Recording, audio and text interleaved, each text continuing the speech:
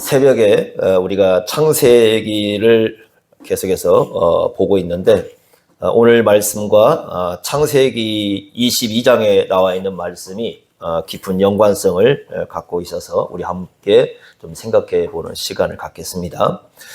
그 창세기 22장을 보면 우리가 잘 아는 그 아브라함이 그 이삭을 드린 그런 사건이 등장을 하고 있습니다. 창세기 22장 1절에 그것을 시험이다 이렇게 부릅니다. 시험이다. 성경은 시험에 대해서 크게 두 가지를 얘기를 합니다. 그 영어는 좀 다르게 쓰고 있는데 우리는 똑같은 말로 쓰고 있습니다. 시험이라는 건데 하나는 그 사탄의 유혹을 시험이라 이렇게 부르는 경우가 있습니다. 사탄이 시험하는 경우는 목적은 딱 하나입니다. 넘어뜨리는 겁니다. 그리고 하나님으로부터 등을 돌리게 만들고 죄에 빠지게 만들고, 그건 이제 사탄이 주는 시험이죠. 사탄은 명확히 존재하고 이 사탄은 시험합니다. 인류의 최초의 사람인 아담이 사탄의 시험에 넘어졌습니다. 가룟 유다가 사탄의 시험에 의해서 예수님을 팔았습니다. 다윗도 사탄의 시험 때문에 많은 사람을 죽게 만들었습니다. 베드로도 사탄의 시험에 넘어져서 주님께 큰 책망을 받았습니다. 예외가 없습니다. 그러니까 누구나 올 수 있는 것, 누구에게나 접근해 오는 게 사탄의 시험이고, 사탄은 모든 사람을 넘어뜨리려고 하고 죄에 빠지게 하려고 하고 주님으로부터 등을 돌리게 하려고 합니다. 그러니까 우리의 머릿속에 예수님으로부터 등을 돌리려고 마음을 가지는 것은 사탄이 가장 좋아하는 생각이죠. 어떻게 해서든지 그런 틈을 갖고 와서 그렇게 만들려고 합니다. 그런데 특별하게 이제 하나님의 시험이라는 게 있습니다. 그걸 우리는 영어로는 테스트라는 말을 씁니다. 테스트 이렇게 쓰는데, 이건 마치 뭐와 비슷한 거냐면 학교에서 그 아이들 시험 보는 것과 비슷한 상황이라고 볼 수 있습니다. 두 가지 목적입니다. 첫째는 이 하나님의 시험은 먼저 우리 자신을 이제 잘 이해할 수 있도록 우리 자신을 올바로 보게 하는 거죠. 우리 자신의 실력을 좀 보게 하는 겁니다. 두 번째는 좀 더 우리가 모르는 게 뭔지 알게 하시고 이게 더 앞으로 나아가게 하는 그런 의미를 갖습니다. 아이들이 아침에 이제 가방을 들고 학교를 갑니다.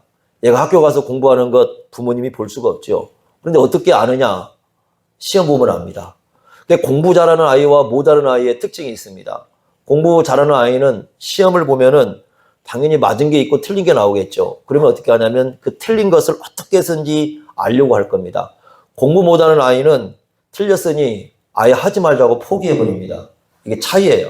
그러니까 똑같이 모르는 건 나옵니다. 여러분 공부 아무리 잘해도 모르는 거 있습니다.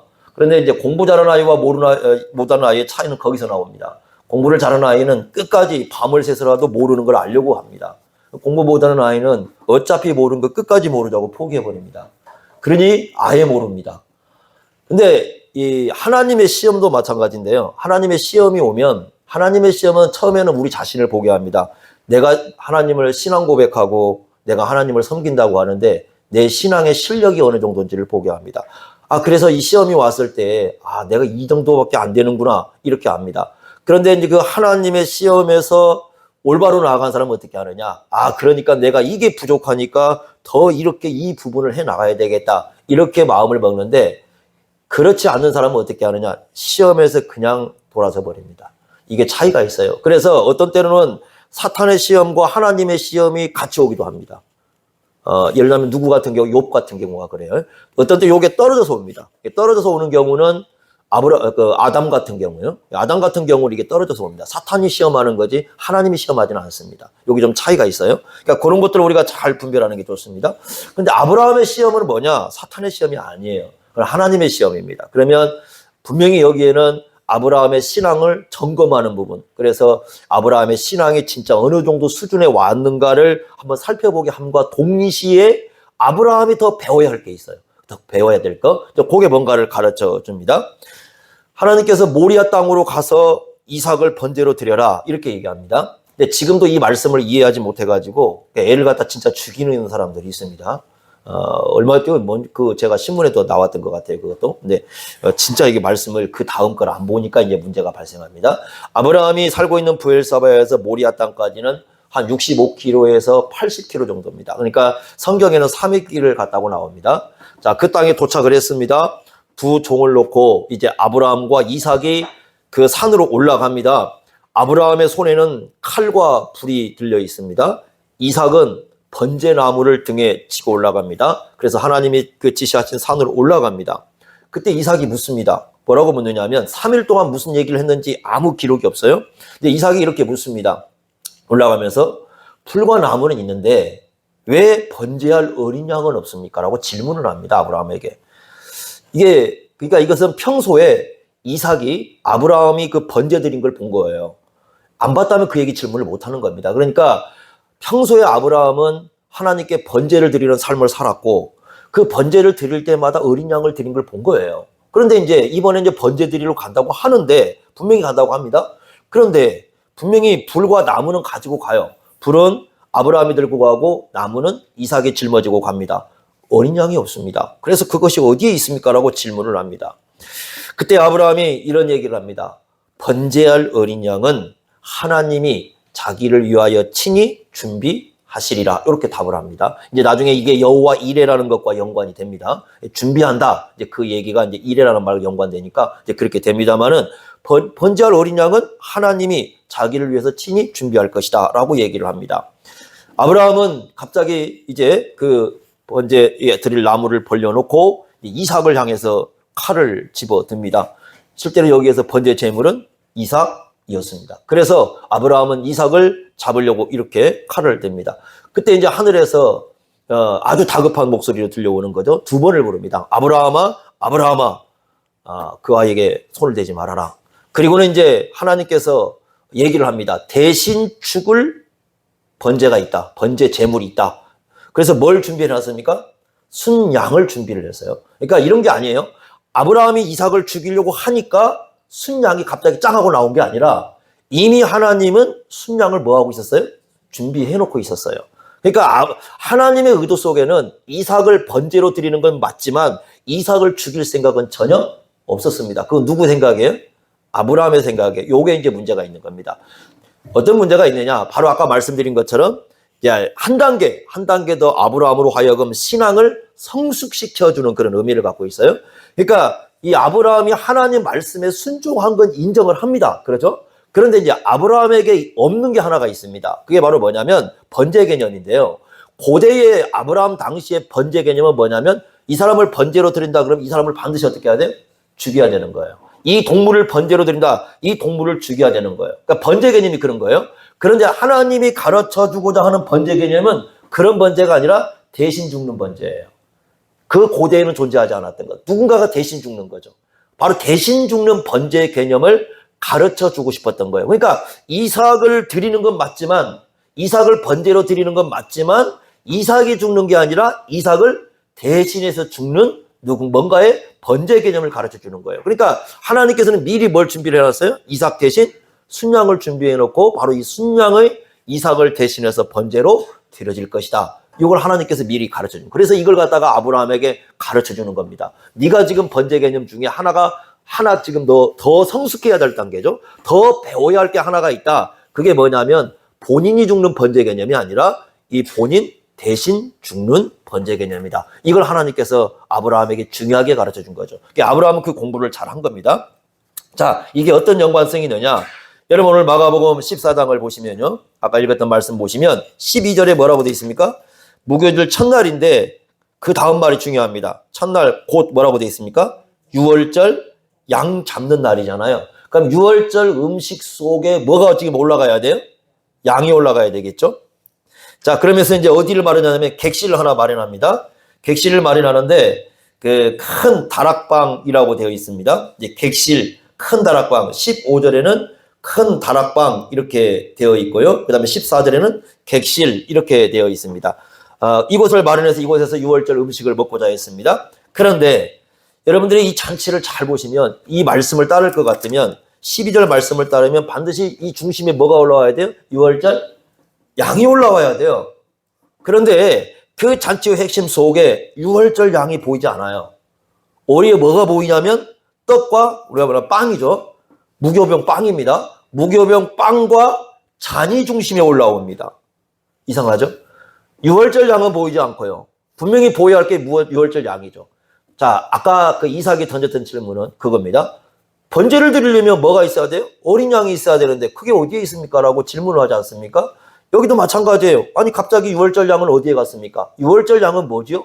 왜냐하면 빵과 잔이 올라오지 중심에 와야 할 유월절 양은 보이지가 않습니다. 같은 질문을 지금 던질 수 있는 게 이 내용입니다. 자, 그 다음에 이제 주님께서 하시는 일이 22절 한번 보십시오. 그들이 먹을 때에 예수께서 떡을 가지사 축복하시고, 축복이라는 것은 아마 이런 것일 거예요. 그 유대인들이 그 유월절 때 그 떡을 먹을 때 뭐라고 얘기하냐면 이렇게 얘기를 합니다. 이 기도문인데요. 이 땅에서 떡을 먹게 하신 주 우리 하나님, 당신은 복되십니다. 이렇게 이제 그 문구를 하면서 이제 하나님께 감사를 드리는데, 여기 축복이라는 말은 분명히 그 감사의 내용을 언급하는 내용일 거예요. 그래서 하나님께 지금 떡을 먹으면서 감사하는 내용입니다. 떼어 제자들에게 주시면서 뭐라고 하시냐면 받으라, 이것이 내 몸이니라, 이렇게 말씀을 했습니다. 이 떡을 먹으면서 실제적으로 이 떡이 예수님의 몸이라고 생각하는 사람은 한 사람도 없어요. 그거 우리가 기준 잘해야 돼요. 그러니까 이 떡을 먹으면서 야, 이게 진짜 예수님께서 자기 몸을 뜯어서 우리에게 줬어, 그렇게 생각하는 사람은 하나도 없어요. 그러니까 이것은 그런 뜻이 아니죠, 그죠? 그러니까 뭔가 이 떡에는 의미가 담긴 걸 제자들은 알고 있습니다. 그게 바로 뭐라는, 예수님의 몸이라는 걸 의미를 담겨서 얘기해 줍니다. 그 다음에 23절 보세요. 잔을 가졌습니다. 이 잔에서 감사 기도를 합니다. 그리고 뭐라고 했습니까? 그에게 이를 마시라고 하면서 24절에 보시면 이것은 많은 사람을 위하여 흘리는 바 나의 피 곧 언약의 피니라 하면서 잔을 마시도록 합니다. 자, 유월절 때요, 잔은 4번을 마십니다. 그 유월절 때 이렇게 그 잔을 이렇게 마실 때는, 포도주잔을 마실 때는 4번을 마시는데, 지금 여기에 나와 있는 잔에 대해서는 이제 2가지 견해가 있어요. 하나는 뭐냐면 요게 4번째 잔일 것으로 보는 분이 있습니다. 4번째, 마지막 잔으로 이렇게 보는 분이 있고, 또 한 분은 어떤 경우가 있냐면 그게 아니라 지금 23절의 잔은 3번째 잔이고 그 4번째 잔은 마시지 않았다는 겁니다. 4번째 잔은 왜 마시지 않았느냐? 25절 때문에요.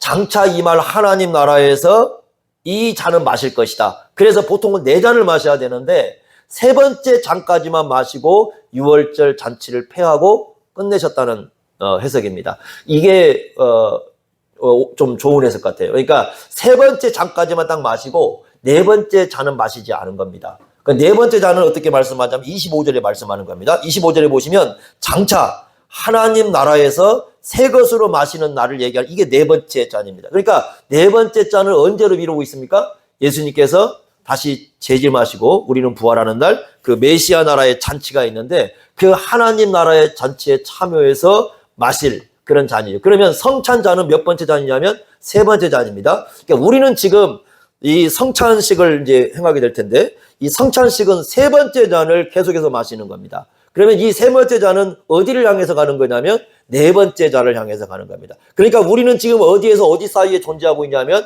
예수님의 3번째 잔에서 4번째 잔 사이에 우리는 존재하고 있습니다. 그러니까 3번째 잔을 마시면서 계속해서 이 4번째 잔을 우리가 바라보는 건데, 그래서 이 말씀을 통해서 뭘 얘기해 주냐면 25절에 보니까 하나님 나라에서 베푸시는 잔치에 대한 얘기를 하는데, 결국 예수님을 중심으로 해서 하나님께서 베푸실 그 하나님 나라의 잔치가 우리에게 뭐라는 걸 가르쳐 줍니까? 바로 성찬이라고 가르쳐 주십니다. 그래서 성찬은 2가지 교제가 이루어지는 겁니다. 첫째는 예수님과의 교제입니다. 우리 예수님과의 교제, 부활하신 예수님과의 교제가 이루어지는 거고요. 2번째는 하나님 백성들이 함께 모여서 교제하는 의미를 갖습니다. 그런데 지금 여기에서 가장 중요한 건 뭐냐면 뭐가 보이지 않는다고요?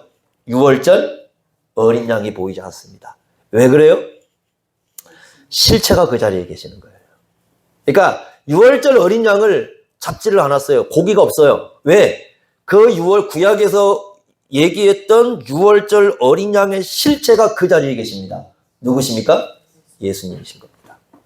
성찬은 그래서 유월절 어린 양의 실체이신 누가? 예수님이 그 자리에 함께 계시는 하나님 나라의 잔치입니다.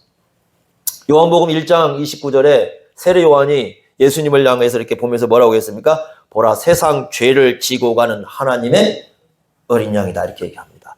그 하나님의 어린 양이 누구예요? 예수님이셔요. 그 예수님이 성찬의 자리에 있습니다. 여러분 요한계시록을 보시면요, 어린 양이라는 말이 몇 번 등장하냐면 31번 정도가 등장을 합니다. 31번 정도. 그런데 여러분 요한계시록 3장 20절 보시면은 그 라오디게아 교회 얘기하면서 예수님이 문 밖에 계시고 내가 너희로 더불어 먹으라 이런 그런 말씀을 하잖아요.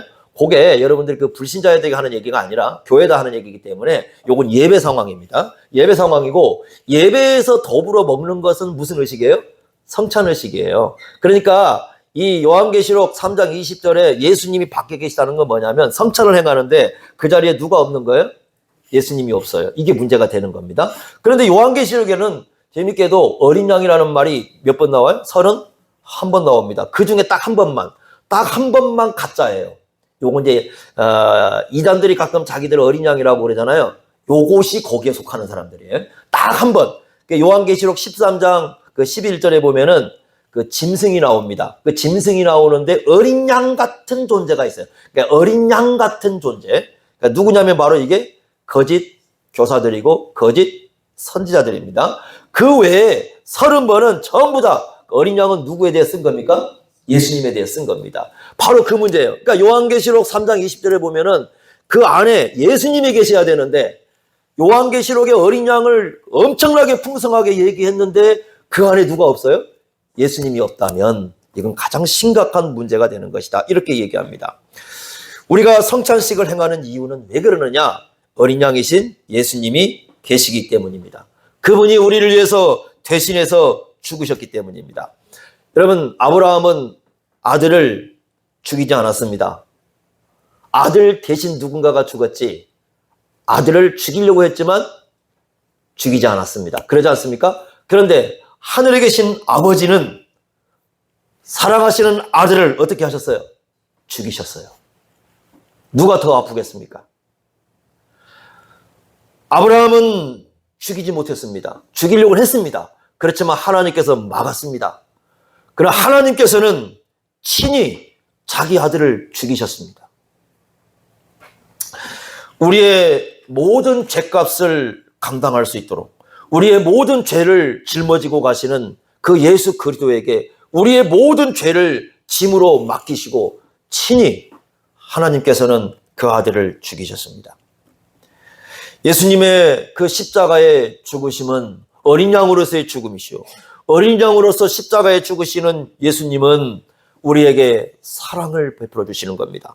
예수님의 십자가의 죽음은 아버지의 사랑이고 예수님의 사랑입니다. 그래서 요한일서 3장 16절에 이렇게 말씀합니다. 그 십자가의 죽음에서 우리가 사랑을 배울 수가 있다. 기독교의 사랑은요, 십자가에서 배우지 않으면 배울 수 있는 사랑이 없어요. 기독교의 사랑은 철저하게 십자가에서 배워야 됩니다. 예수님의 십자가에서 배우지 않는 사랑은 가짜 사랑입니다. 기독교의 사랑은 예수님의 십자가에서 배워야 됩니다. 요한일서 4장 10절에 이렇게 말씀했습니다. 하나님이 우리를 사랑하셔서 화목제물로 그 아들을 보내셨다고 얘기를 합니다. 기독교의 사랑은 철저하게 십자가가 중심에 있고 십자가는 우리의 어린 양 되신 예수님의 죽음이 그 자리에 존재하고 있습니다. 우리의 존재는 그렇게 시작이 되는 겁니다. 이게 정말 중요한 겁니다. 하나님을 우리가 사랑하고 우리가 예수님을 사랑하고 그리스도께서 위하여 죽으신 교회를 우리가 사랑하는데 하나님의 사랑에서 우리가 그걸 출발하는 겁니다. 예수님의 사랑에서 우리가 출발하는 겁니다. 그래서 우리가 일평생 범사에 감사할 이유가 바로 거기에 있습니다. 우리의 신앙의 선배들은 그래서 이렇게 얘기합니다. 우리의 이 성찬식에서 이 성찬을 해가면서 하나님의 사랑을 알고 예수님의 사랑을 알고 그 십자가의 사랑을 아는 것이 굉장히 중요한데 또 한 가지 중요한 게 뭐냐면 날마다 이 성찬의 정신을 가지고 살아가는 것, 그게 너무나 우리에게 중요하다는 거예요. 그리스도께서 우리를 사랑하신 그 사랑의 근거에서 우리가 사는 거예요. 그 사랑의 근거에서 우리가 무언가를 행하는 겁니다. 그래서 성찬이라는 것은 두 가지가 포함이 됩니다. 첫째는 사랑입니다. 우리가 이걸 뭐라고 부르냐면 아가페 사랑이라고 불러요. 그 다른 말로 이제 애찬이라는 말도 거기에 포함이 됩니다만은 그래서 옛날에는 이 초대교회 때는 성찬과 애찬이 같이 이루어졌어요. 그러다가 시간이 지나면서 애찬과 성찬이 분리가 됐는데 사실은 애찬과 성찬은 같은 개념입니다. 사랑의 식사입니다. 거기는 사랑이 경험되는 그런 자리입니다. 두 번째는 뭐냐면 부활하신 주님께서 함께 하시는 그 상황이 바로 성찬입니다. 그래서 우리가 이제 그 성찬에 이게 공동체로 모였을 때 성찬식을 행하면서 하나님의 사랑과 그 다음에 부활하신 예수님께서 함께 계심을 그 자리에서 경험하는 그런 의미를 가져야 되고, 두 번째는 뭐냐면 그 성찬의 정신을 가지고 우리가 매일의 삶을 살아가고 날마다의 삶을 살아가고 우리가 교회에서 행하는 모든 일을 행하는 것입니다. 이게 중요한 거예요. 이 성찬의 정신이 우리 삶 속에 드러난다는 것은 두 가지입니다. 방금 말씀드린 것, 첫째로는 사랑입니다. 그래서 하루를 시작할 때 왜 오늘 내가 하루를 살아가는가? 그게 하나님의 사랑에 근거하고 있어야 됩니다. 하나님이 나에게 하루를 주셨고 이 하나님의 사랑에 근거해서 그 십자가의 은혜에 근거해서 오늘 하루도 내가 살아갈 때에 그게 바로 성찬의 정신이 우리의 삶을 통해서 나오는 겁니다. 여러분, 우리가 왜 예배를 드립니까? 예배를 드리는 것도 하나님의 사랑에 근거해서 드리는 겁니다. 우리가 왜 성찬을 행합니까? 하나님의 사랑에 근거해서 성찬을 행하는 겁니다. 우리가 왜 봉사합니까? 이 땅에 살아가면서 교회로 모여서 직분을 갖고 봉사하기도 하고, 때로는 가정에 들어가서 봉사하기도 하고, 때로는 우리가 살아간 이웃 사람들에게도 사랑에 봉사하는데 왜 봉사하느냐? 하나님의 사랑이 우리 안에 있기 때문입니다. 이 십자가의 정신이 드러나는 게 사랑이에요. 그래서 이 모든 우리의 삶 속에서 이 하나님의 사랑을 드러내고 하나님의 사랑을 말해주고 하나님의 사랑을 얘기해주고 하나님의 사랑이 이거라고 전해주는 게 바로 뭡니까? 성찬의 정신입니다. 그걸 주님께서 우리에게 원하시는 겁니다. 형제들을 대할 때도 사랑으로 대하는 겁니다. 여러분, 고린도 교회에 심각한 문제가 뭐였습니까? 그게 안 드러나는 거예요. 성찬을 행하고 있는데 사람을 대할 때 예수님께서 위하여 죽으신 그 사랑에 근거해서 형제를 대하지 않아요. 그래서 바울은 끊임없이 책망을 합니다. 사람을 대할 때에도 우리를 위하여 죽으신 그 하나님의 사랑과 예수님의 십자가의 사랑에 의해서 사람을 대해야 된다고 말씀을 합니다. 성찬의 정신은 사랑을 갖고 하는 겁니다. 모든 것을 사랑을 가지고 하는 겁니다. 그래서 우리가 그 뿌리에 들어갈 때 질문을 해야 되는 겁니다. 예수님께서도 베드로를 보냈을 때의 질문은 하나밖에 안 씁니다. 네가 나를 사랑하느냐. 하나님을 사랑하고 예수님을 사랑하면 됩니다. 그러면 거기서 나온 것이면 할 수 있습니다. 우리의 모든 것은 거기에서 나오는 이 열매가 되어야 되고 거기서 나오는 꽃이 되어야 되는 것입니다. 두 번째 성찬의 정신은 부활이십니다. 부활하신 그리스도와 함께 살아가는 겁니다. 그게 성찬의 정신입니다. 성찬은요, 우리끼리 모여서 행하는 식사가 아닙니다. 그죠? 우리끼리 모이는 식사는 이렇게 하면 안 되죠. 그죠? 누군가가 돈을 내야 되고, 누군가가 밥을 사야 되고, 아니면 누군가가 밥을 해야 되고, 진하게 차려야 되고, 반찬도 뭐 수도 없이 나와야 되고, 이렇게 해야 됩니다. 우리가 차린 식사는 그렇습니다. 그런데 예수님이 차려준 식사는 그렇지 않습니다. 딱 두 가지밖에 없습니다. 떡과 포도주입니다. 자, 이게 이제 부활하신 예수님께서 우리에게 차려주신 식사입니다. 그런데 여러분, 여기에서 주님께서 원하는 건 뭘까요? 주님께서 원하는 것은요, 우리 이제 사람들이, 일반 세상 사람들이 먹는 것은 음식을 먹고 나면, 아, 맛있게 먹었다. 아, 배불리 먹었다. 음식을 찬합니다. 이게 높입니다. 그런데 예수님이 베푸신 식사는 음식이 초점이 아닙니다.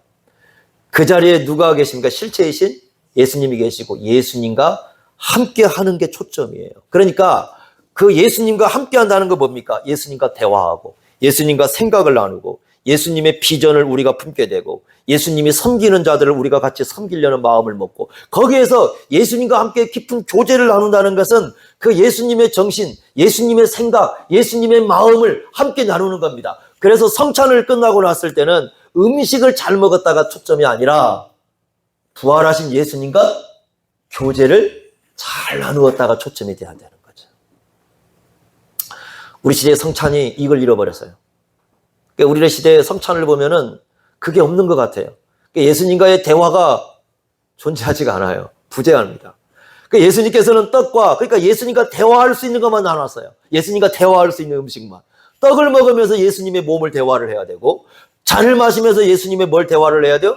피를 대화를 나눠야 됩니다. 그럼 이런 거죠. 왜 예수님께서 그 몸을 주시고 왜 예수님이 피를 흘리셨는가? 그 우리 십자가의 정신인데 그것을 성찬을 통해서 대화를 나누는 거예요. 살아계신 예수님과 함께 대화를 나누면서 왜 예수님께서 우리를 위해서 십자가에 죽으셔야 했는가?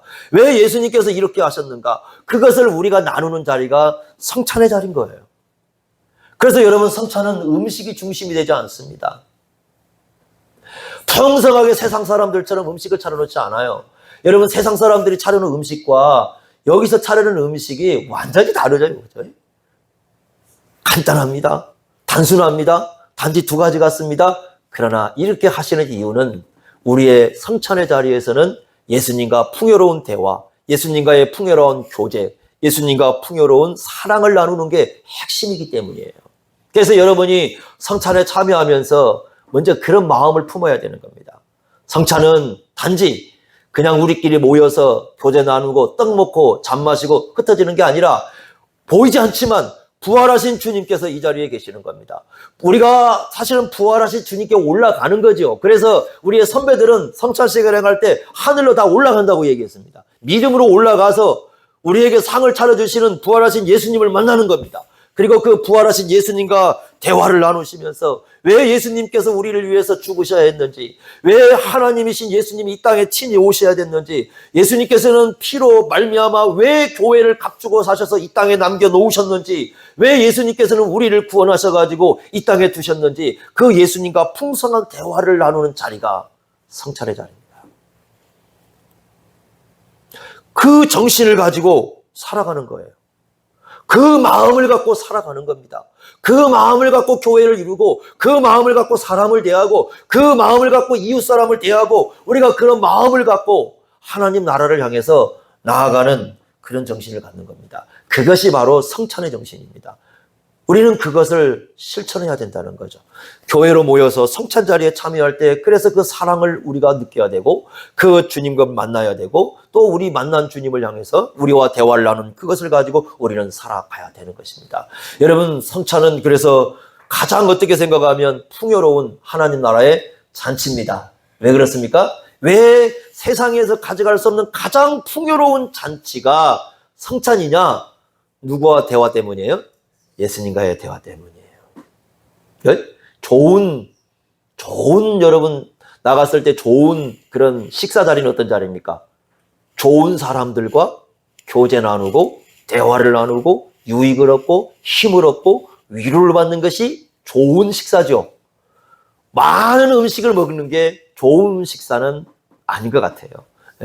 어떤 때 보면은 그런 분들 계세요. 그 밥 먹자고 한 번씩 하시는 분 정말 싫을 때 있습니다. 네, 왜 싫어요?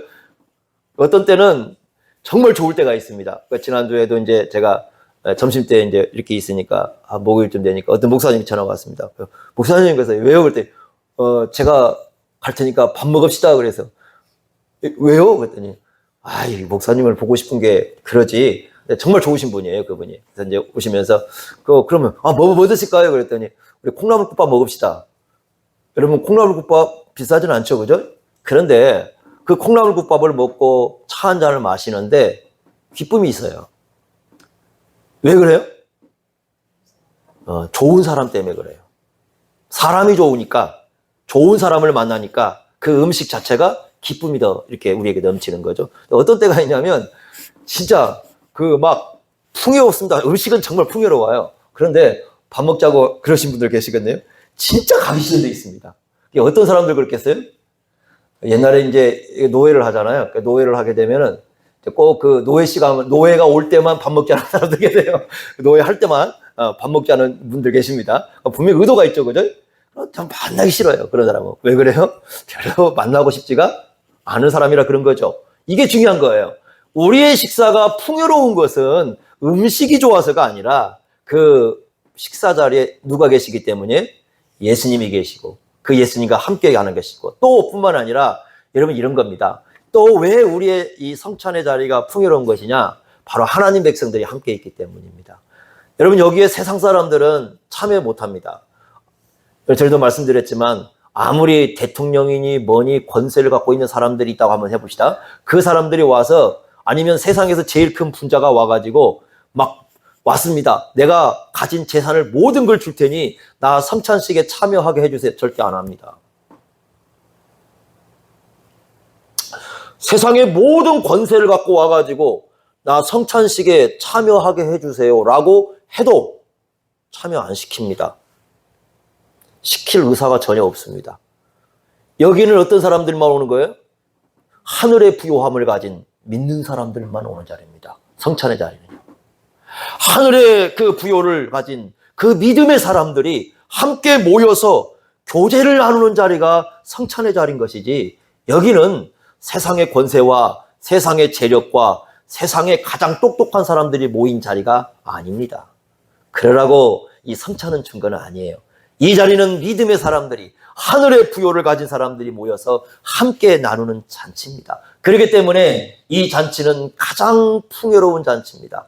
여러분, 세상에서는요, 가장 거지 같은 기독교인도 하나님 나라에서는 가장 큰 부자입니다. 여러분 아시겠습니까? 그게 뭔지? 우리가 고린도전서에 보면은 이런 얘기 하지 않습니까? 고린도서 6장에 보면은 만물이 너희 것이다. 이렇게. 만물이 너희 것이다. 그래서 거기에 그 말씀을 하는 거예요. 비록 교회 안에서 약하다고 해서, 연약하다고 해서 함부로 대하지 마라. 왜냐하면 만물을 소유한 사람이다. 이렇게 얘기하는 거죠. 그게 여러분 고린도서 6장에 나오는 얘기입니다. 만물을 소유한 존재입니다. 얼마나 대단한지 모릅니다. 하나님께서 그렇게 우리를 부유하게 해주신 존재는 믿는 사람들이에요. 그러니까 믿음의 사람들이 함께하는 것은 행복한 자리고 기쁨의 자리가 되는 겁니다. 그래서 풍요롭습니다. 오늘 여러분들이 성찬식에 참여하면서 우리와 함께 계신 주님, 또 우리와 함께하는 믿음의 사람들, 이 함께 교제하는 이 자리가 얼마나 풍요로운가, 이런 주님의 말씀을 기억하시면서 우리의 어린 양의 실체이신 주님과 함께 기쁨을 나누는 그런 시간이 될 수 있기를 바랍니다. 기도하겠습니다. 하나님 아버지, 주님의 성찬의 의미가 무엇인가를 우리에게 가르쳐 주십니다. 얼마나 풍요롭고, 얼마나 감사하고, 얼마나 사랑이 있고, 얼마나 위로가 되고, 얼마나 우리에게 하늘의 복된 식사인지 하나님의 말씀을 통해서 우리에게 가르쳐 주십니다. 이 시간에 성찬에 참여한 모든 하나님 백성들에게 이 풍요로운 하나님의 복을 누릴 수 있는 시간 될 수 있도록 인도하여 주옵소서. 주께서 함께하여 주시길 원하옵고 예수님의 이름으로 기도하옵나이다. 아멘.